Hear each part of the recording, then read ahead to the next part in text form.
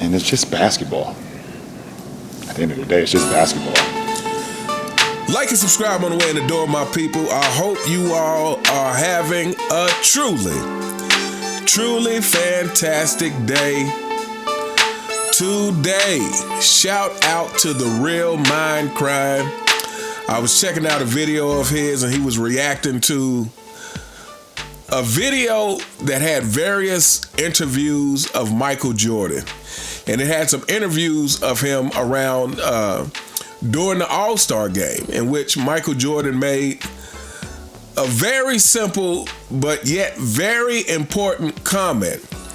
And I thought it was a good idea to do a video on this because it really just exposes the difference between the Michael Jordan mindset, and I would argue of not just Michael Jordan's mindset, but the mindset of players of previous eras versus the mindset of the LeBron James era, the player entitlement era.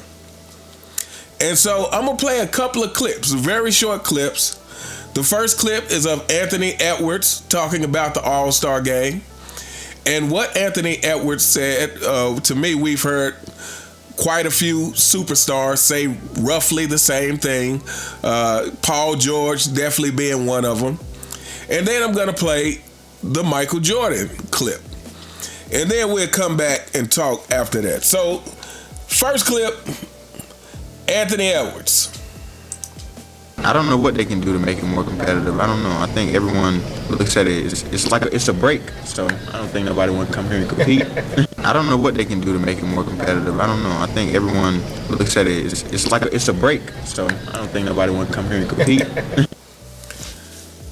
So, Anthony Edwards on the All-Star game, and I believe this was after last year's All-Star game when they was scored over a total of 400 points between both teams. He said, I don't know what we can do to make it more competitive. Basically, the players look at it like a vacation. You know, we don't want to come here and compete. This is time off for us. Now, let's take a listen to the GOAT.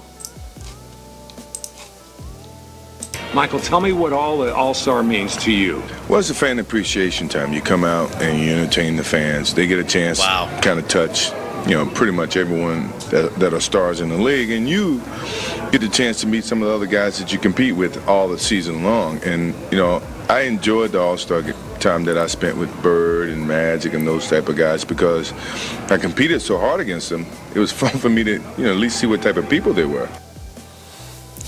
All right. I'm going to play that clip one more time. Michael, tell me what all the All-Star means to you. Well, it's a fan appreciation time. You come out and you entertain the fans. They get a chance to kind of touch, pretty much everyone that are stars in the league. And you get the chance to meet some of the other guys that you compete with all the season long. And, I enjoyed the All-Star time that I spent with Bird and Magic and those type of guys because I competed so hard against them. It was fun for me to, at least see what type of people they were. The first thing Michael Jordan says is Fan Appreciation Week. Fan appreciation. And right there, right off the bat, we see the separation in mentality of players of previous eras versus the modern day players. The modern day players, the modern day NBA, do not care about the fans.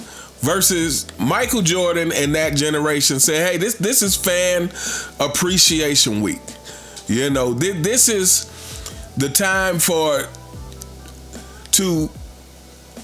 that the fans can see all the stars in one place, that they get to be in close proximity to the stars of the NBA, and that we get to put on a show for the fans. We get to compete for the fans. He also said it's a chance for me to get to know some of the stars that I compete against, during the regular season, and, get to see them outside of the regular season, so to speak. But he said it's Fan Appreciation Week. And, a lot is said about the All-Star game. But again, I always say this goes beyond the All-Star game. The All-Star game is a reflection of the state of the NBA, period. It's a reflection of the regular season and the playoffs and the finals. And I would argue that nothing in the NBA is taken as serious as it used to be.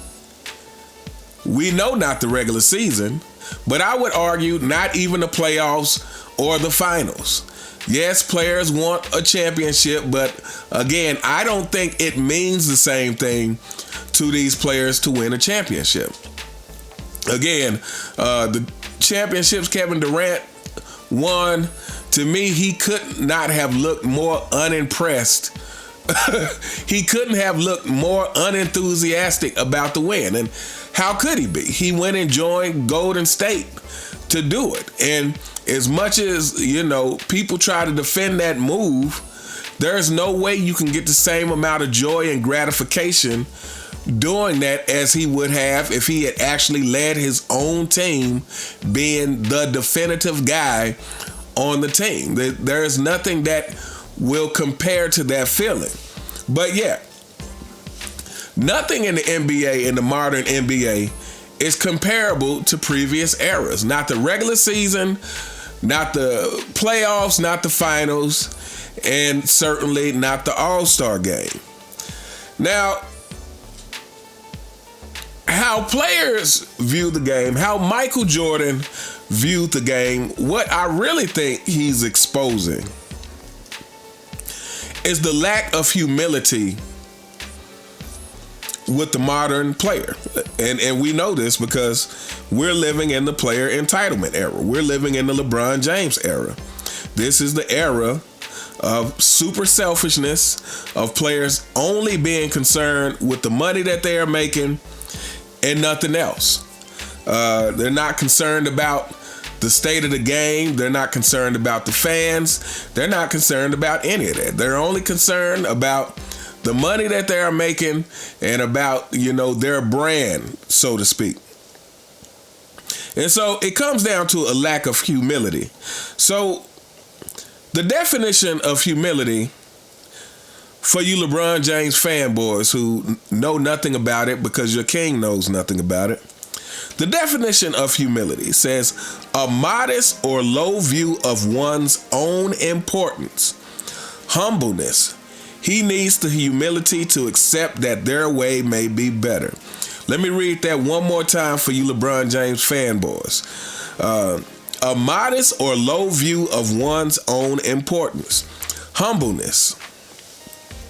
So, why is this so important as it pertains to the game of basketball? Because some would look and say, man, Jordan is the least humble. Like, this is the most competitive, want to cut your throat, want to rub it in, want to kick you while you're down kind of competitor that's ever existed. A true killer. He wants to dominate you.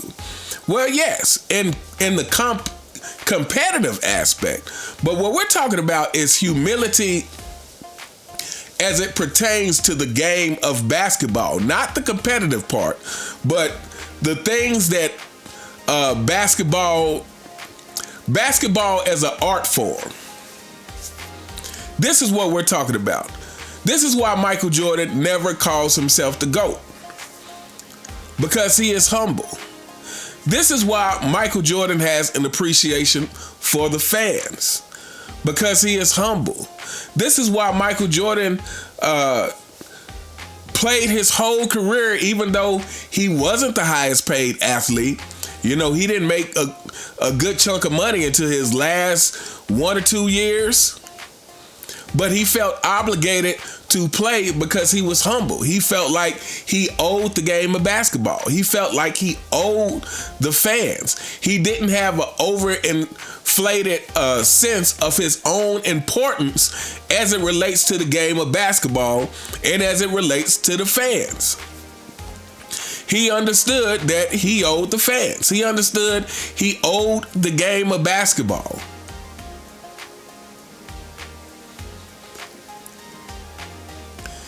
And this is the difference between LeBron James and the LeBron James era. LeBron thinks he's bigger than the game of basketball. LeBron talks about what he's done for the game of basketball. LeBron James feels the game of basketball owes him. LeBron James and the LeBron James era, and these players in the LeBron James era feel like the fans owe them instead of the other way around. And this is a lack of humility. This is an overinflated view of one's own importance. This is exactly the opposite of humility. When Larry Bird, I believe during his last year, turned down a $10,000 check that they were giving him. Maybe it was more, but I think it was a $10,000 check. And Larry Bird had been having back issues.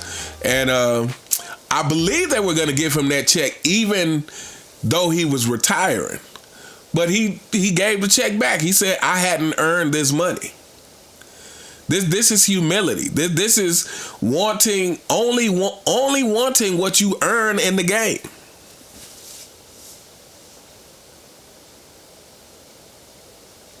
The fact that players cared so much. And we're talking about the superstars. Because one could make arguments for, with the attitude of some of the lesser players. But here's the thing, is that the superstars are what set the tone for the league.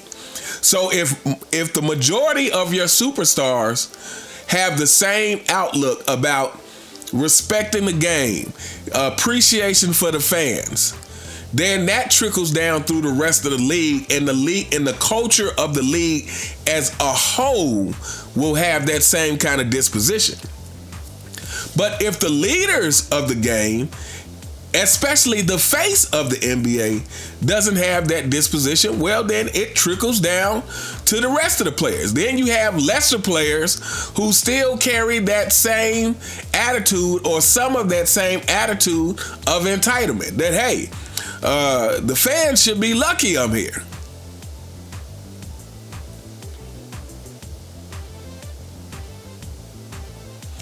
And this is the problem, not only with the NBA, but with society. But again, this is just another, gem from Michael Jordan, showing you the thought process of Michael Jordan. And I would argue also showing you part of the thought process that made him the GOAT. Is that humility. That humility, LeBron James fanboys, that humility is what kept Michael Jordan striving to overcome obstacles. That humility is what made Michael Jordan never feel like he was bigger than the game. Let me read this definition one more time. A modest or low view of one's own self-importance. That humility is why when Michael Jordan, everybody's seen the historic Bulls mixtape, and at the beginning where he says, I got to start from the bottom and work my way up. Despite the fact that, Michael Jordan was crushing from day one.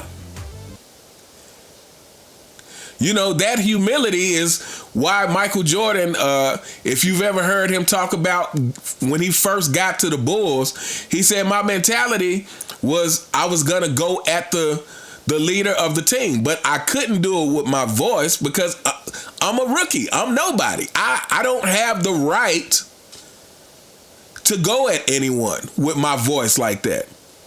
So I had to do it with my game. But again, it's that understanding that I'm starting on the bottom. It's that humility that kept Michael Jordan always striving and feeling like the day where I no longer feel challenged is the day that I retire.